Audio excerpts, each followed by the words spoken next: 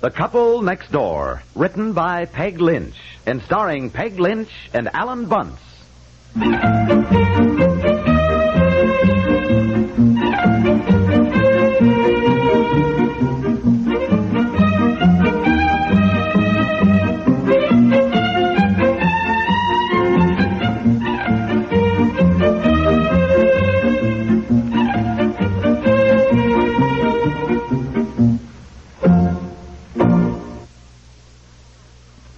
It's National Trim Your Torso with Jell-O Week. Tell everybody you know, and don't let the week go by without Jell-O. This is Don Wilson, asking if you'd care to join me in shaping up with Jell-O. We can eat dessert all we want, and even sneak snacks, as long as it's light, bright Jell-O. Come on, let's start trimming the torso with Jell-O this week. Jell-O.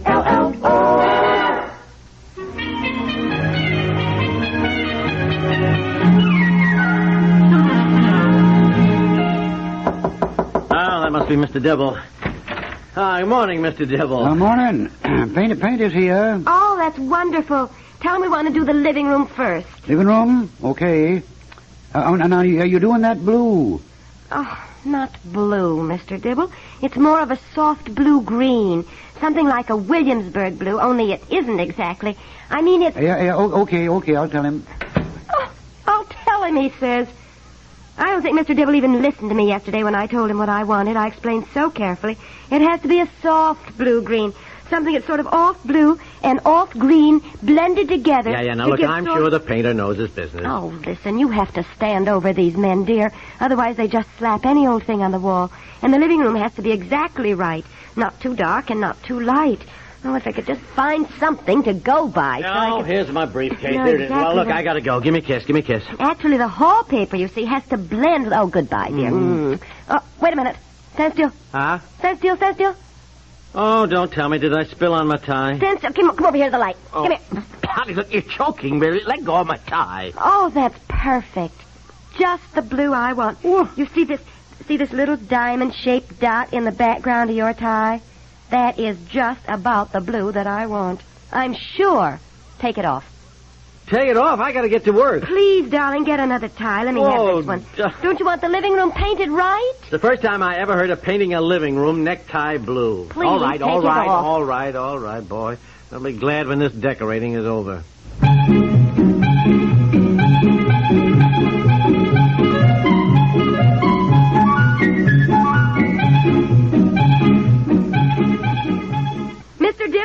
Mr. Dibble, I can't find the painter, and he seems to have started in the living room, and it's not right at all. Oh, he was just experimenting. Well, it isn't at all right. It's much too blue. Oh, no, don't you worry about it. We see what we can do. Oh, here he is. Joe, this is Mrs. Piper. Joe Pirelli. How do you do? Morning. You seen the living room? Very nice color. Oh, well, yes, it is a very nice color, but I'm afraid it isn't quite what I had in mind. Very nice color. Yes, but it's not what I want. I think it's too blue. I don't think it's too blue. It's just right. Well, Mr. Dibble? Yeah, maybe you ought to mix up a couple more samples there, Joe. Mrs. Piper, she don't feel it's quite right. To begin with, it's too dark, I'm afraid. It dries lighter. Yes, I know, but still, it's too bluey a blue. I mean, I think it needs more green in it. Not a bright green, a soft, warm green. That's a very nice color, just the way it is. Well, it's not what I want. I mean, here, I brought over my husband's necktie, and the shade I want is something like this little diamond-shaped dot right here. You want a color like that for the whole living room? Yes, something like that. That's not going to look good at all. It'll look much different on a wall than when it's just a speck on a necktie. Well, it may not be quite right, but I'd like to try it. Couldn't we at least try it? It ain't going to look good. Well, Mr. Dibble? Yeah, mix up a couple more samples here, Joe.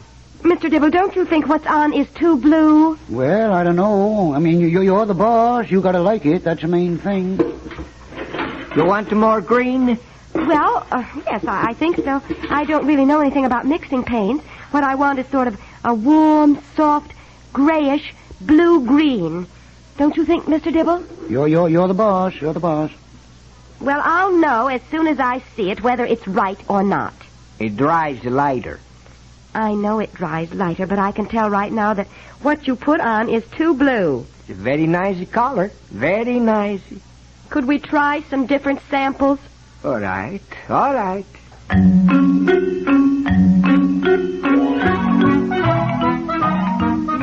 No, that still isn't right. It's too dark. It dries lighter. I know it dries lighter. It is still too dark. No, that's too green. What I want is a nice, warm, soft, bluish green. No, that isn't right at all. Oh, no, it's too blue again, and it's too bright. It looks like a travel poster. No, that isn't right at all.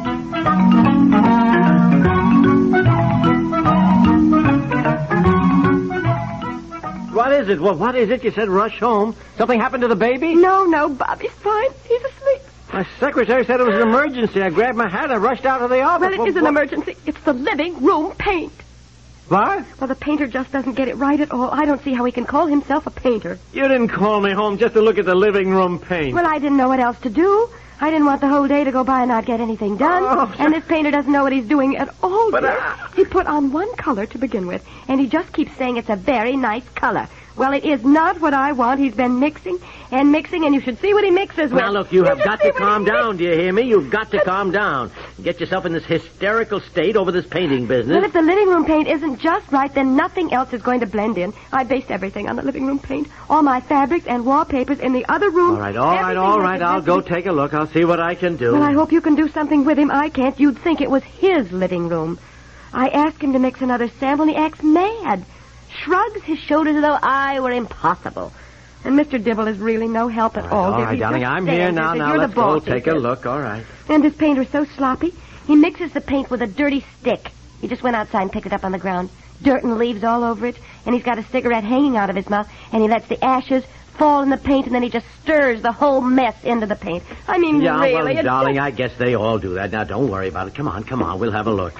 Well, I'm sorry to call you home like this, but I was just really beside myself. I mean, if this man is going to do all the painting, and I have to go through this with every room. I mean, I want you to talk to him. All right, darling, all right. Oh.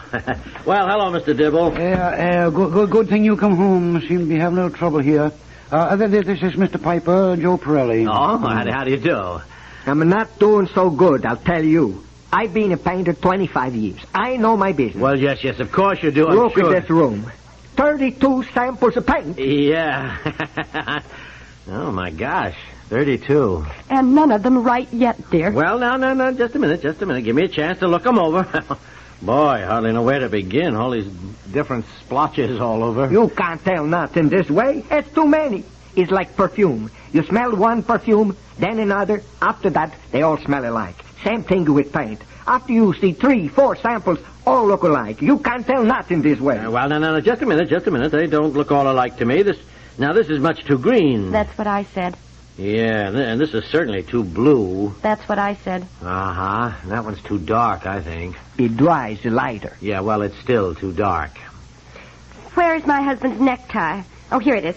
Now, you see, dear, none of them have that soft, warm shade like this diamond-shaped dot. You see that, dear? Women all alike. They hire a painter who knows his business. And then they say, I want my bedroom painted like this piece of thread, or like the blue in my husband's eye. Now, you look here. If my wife wants our living room painted like the blue in my necktie, then that's the way she wants it, and that's the way it's going to be.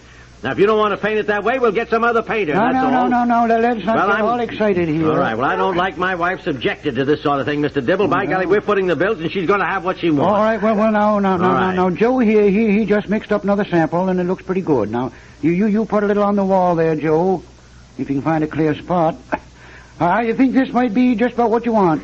Well, I am sorry if I have been sort of a nuisance. No, that's all right, darling. It's all right. Now, don't you worry about it. All right. How do you like that? Well, now, there, dear. That is certainly more like it. It dries lighter. Yes, I know. What do you think, dear? Well, seems a little dark. It dries lighter. Yes, it does, dear. And I think that's going to be all right. Why don't I get you a little lunch, and then we'll look at it before you go back to the office and give it a chance to dry a bit. Fine, that's a good idea. We'll take a look at it after lunch. Right. And I want to make one thing clear about the paint in every room of the house. I don't care how many samples, you have to make sure to keep at it until my wife gets what she wants. Yeah, you're the boss. All right. Now, come on, dear. We'll look at it after lunch.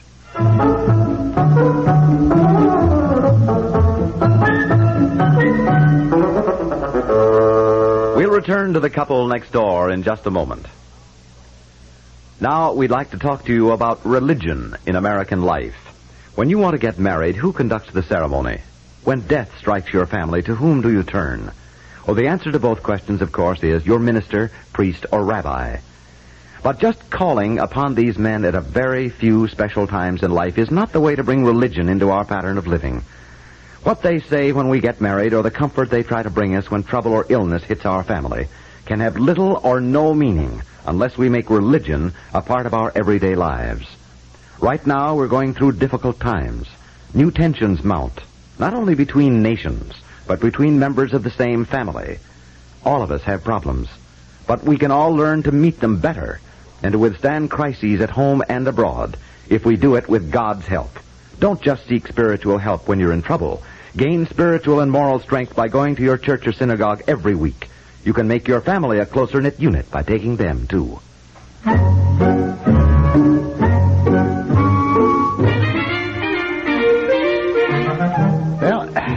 there you are. It's dried off a bit. Now, what do you think? Where's Mrs. Piper? Oh, well, she's finishing up the lunch dishes. She'll be right here. Where's the painter? Oh, he's eating a sandwich outside. Well, what do you think of the last sample? Well, gosh, seems to me it's just about perfect. I don't know. It's nice color. Yeah. Seems to me that's the same color that's over here. Yep, 'tis. Same thing. But isn't this the first color the painter put on when he came this morning? Yep, same thing. Now, if you listen to me, we'd have saved all of us a lot of arguing. The trouble with Joe is, he's a good painter, but he don't know nothing about women. When it comes to women and painting, you got to use a little, what they call, psychology, yep. What are you talking about, Mr. Dibble? Well, now, it don't ever do when you're a painter to put on the right color right off the bat. You see, right away, the woman says she don't like it. Nope. Best thing to do is, the first thing, you put on a color you know is all wrong. And then you keep it up, putting on the wrong things till she gets sort of desperate. Then that's the time to put on the color you knew all along was a right one. Never fails. Right away, she says, oh, that's it, that's the one, finally got it. Yeah, well, maybe you got something there, Mr. Dibble. Sure. Got to make a woman happy. Now. And a woman ain't never happy nor satisfied with the first thing she looks at. Well, it's like buying anything else. She's got to see everything before she decides. Yeah, well, I tell you better imbue the painter with some of that psychology. We're all going to have a miserable 2 weeks painting every room in this house. Well, I'll do what I can. How does it look, dear? Oh, I'll go eat my lunch. I'll talk to the painter. How does it look, dear? Oh, yes. That's perfect. He finally got it. Don't you think? Yeah, I think it looks fine. Yes, dear. If you're happy, that's the main thing. Oh, I am. I really am. Didn't I tell you, dear, you have to stand right over them every minute to get exactly what you want? What are you smiling at? Nothing, darling, nothing. I'm just happy that you're happy, that's all. Oh, I am. Yes, he finally got it. That is just the perfect shade. Uh-huh. The Couple Next Door is written by Peg Lynch and stars Peg Lynch and Ethel and Bunce with John Shelley and Arnie Freeman and is produced by Walter Hart.